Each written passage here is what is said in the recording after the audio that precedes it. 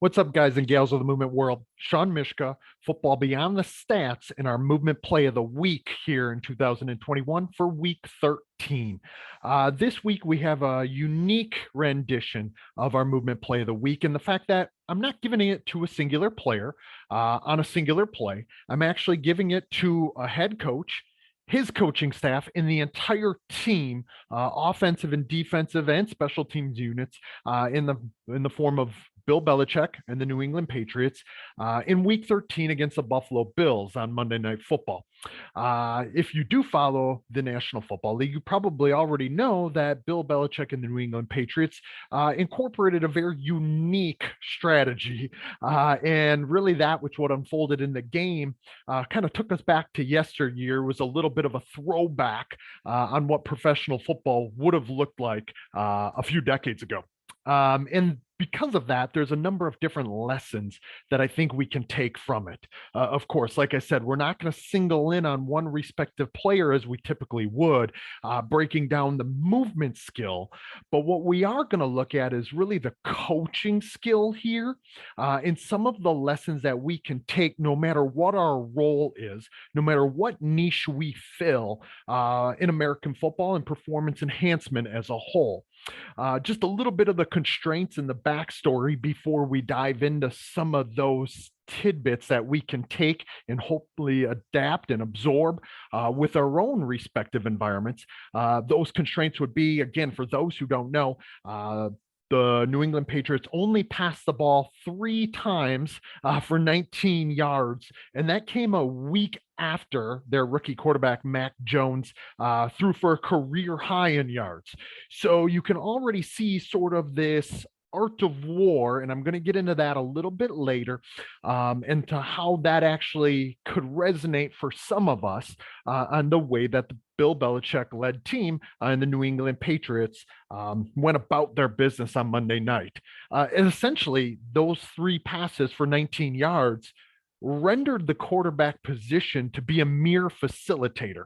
And if you know anything about American football in 2021, the quarterback is the centerpiece. And obviously, it was really one of those things where Bill Belichick, not only, it wasn't that he didn't trust Mac Jones to do what it is that maybe the Sean McDermott and the Buffalo Bills were asking of Josh Allen, or any head coach would ask of their franchise quarterback, specifically with a guy that was drafted in the first round, like in a Mac Jones situation. It wasn't that he didn't trust him. It was in the strategic, very deliberate, very intentional approach that Bill Belichick takes. And of course, Bill Belichick being the most Super Bowl wins in NFL history, he knows a little something about strategy and intentions and being adaptable and thriving there. That's really what Bill Belichick has always been about, from his very first Super Bowl victory against the Rams back in the early 2000s. It was really about thriving off of this adaptability, doing things that other people weren't doing things that the opponent wasn't expecting. Again, embracing that art of war. And there's really something pretty cool in there that I think that we can all take from it, to be able to beat one's opponent in a multitude of ways. And of course, that's something that we talk about a lot here at Football Beyond the Stats in our movement plays of the week. That idea of degeneracy, or having multiple ways of solving a respective problem, leads to that dexterity, or the ability to solve any emerging movement problem. And obviously, that which what unfolded on Monday night was any emerging movement problem in any situation and in any condition. And we'll get into that a little bit more as well. If you didn't see the game, Belichick employed a lot of 6 offensive linemen. I think it was something like 60+%. He had 6 offensive linemen in the formation, which again, pretty unheard of. They ended up running the ball 46 times for 222 yards, which according to NFL Next Generation Stats was actually the highest run percentage rate at 94%, the highest in the National Football League in over 20 years. So if you really think about that, he was bucking the trend, kind of going against the grain, the way that a Bill Belichick led team certainly would. They didn't really make any qualms about it, if you will.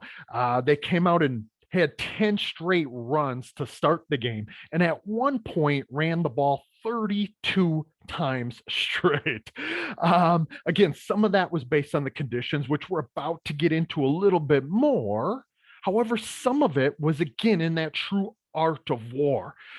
Most of you, or some of you at least, probably may have read the book, The Art of War.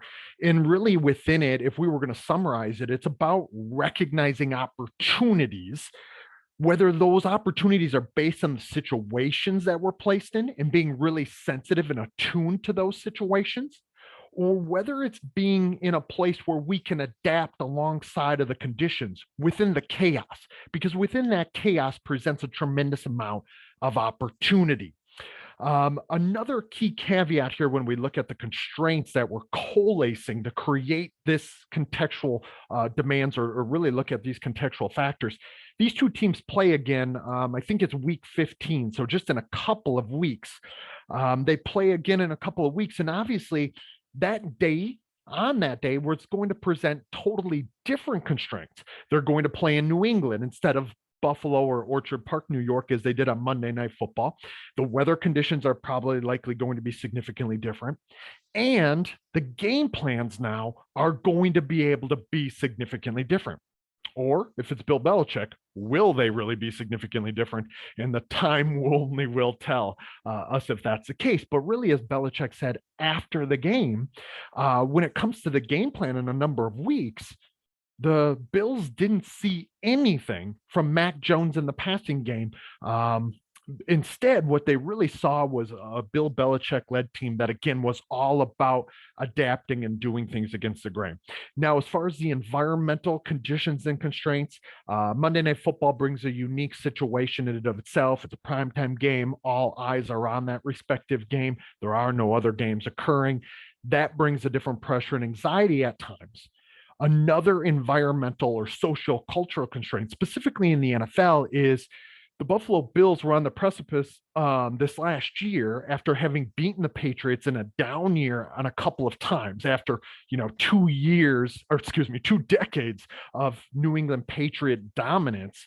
The Buffalo Bills were essentially knocking on the door of AFC East supremacy.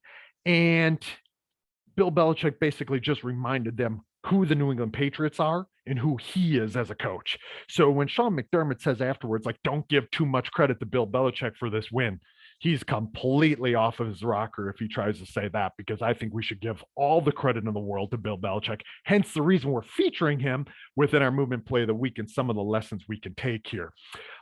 If you saw the conditions within the game, I tweeted it a couple of times pre-game. There was rain in the afternoon and in the AM on Monday, and then it turned into light snow, but with very windy, blustery conditions. The wind was swirling anywhere from 20 to 25 miles an hour. There was snow moving side to side, left to right, east to west. There was below freezing temperatures with actually like real temperatures in the mid-teens.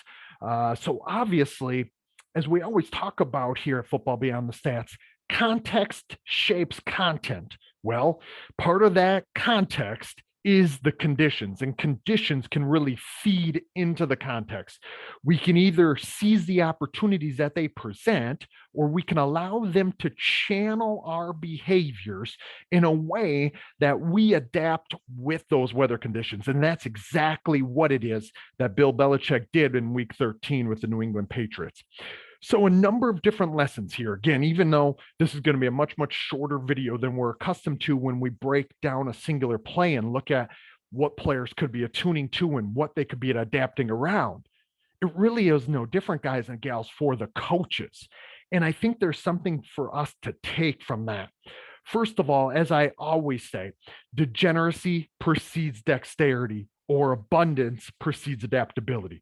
So for us to have the ability to solve any emerging movement problem in any situation, in any condition, or have the ability to flexibly adjust and adapt to that which what the world and the context is offering us, we have to have a plethora, a toolbox, a wide open, diverse skill set, if you will, to be able to be open and responsive and interacting with the world in unique, diverse, and variable fashions. That way we can match a solution that is functionally fit to the unfolding problem around us. And Bill Belichick does this as well as any other head coach and coaching staff, making best use of his strategies and his players better than anybody else.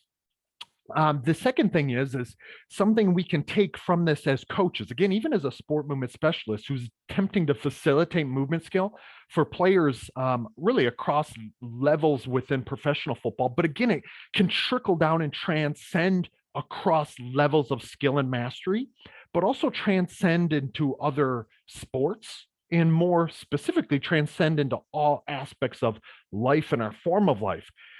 Bill Belichick essentially went back to his roots.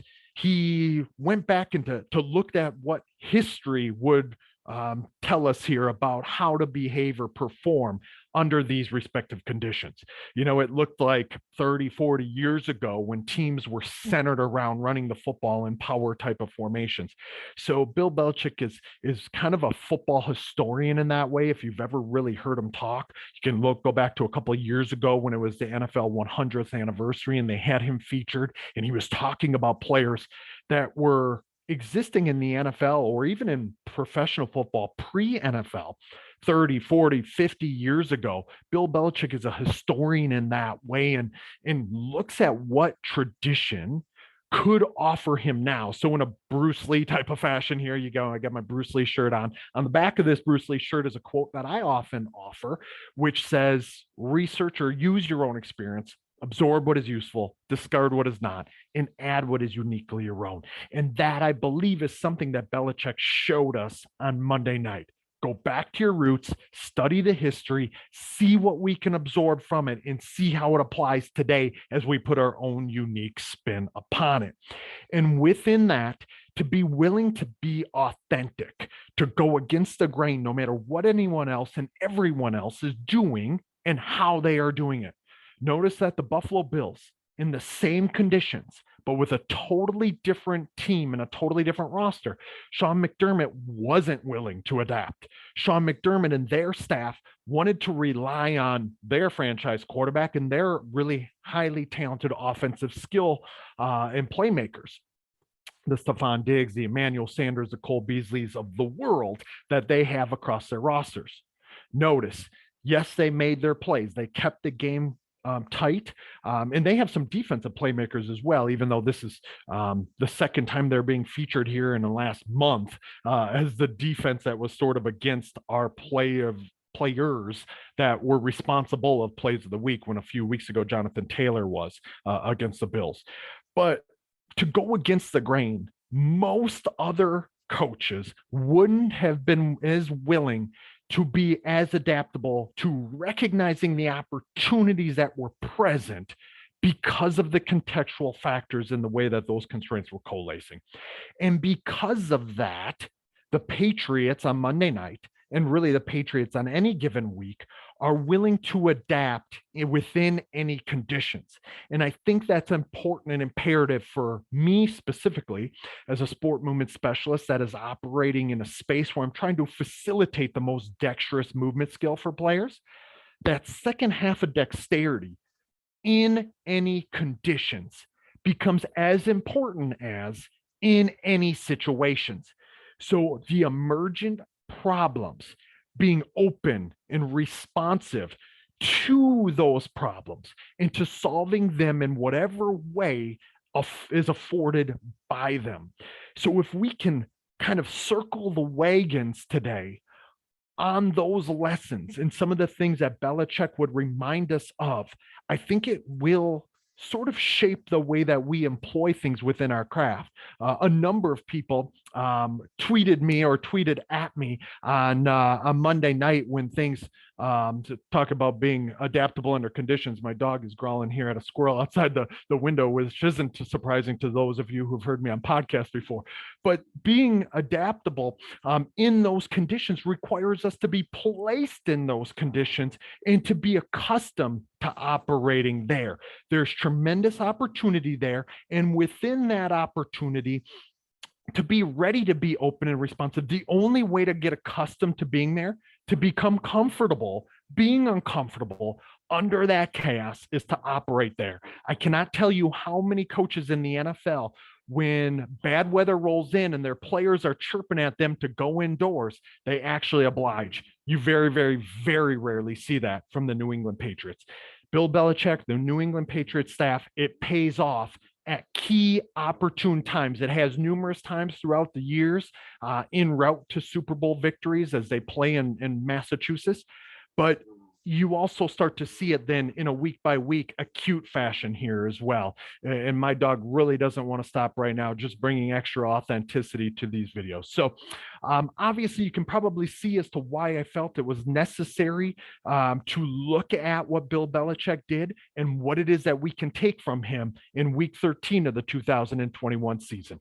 If you'd enjoyed this play of the week, if you've been enjoying these vlog versions of the plays of the week, please hit subscribe. Please hit like, comment if you will. Let me know what it is that you saw. Let me know what lessons you're finding that are applicable to you within your craft, what you still have questions about. And I would love to be able to engage and interact with each one of you more and more as time goes on.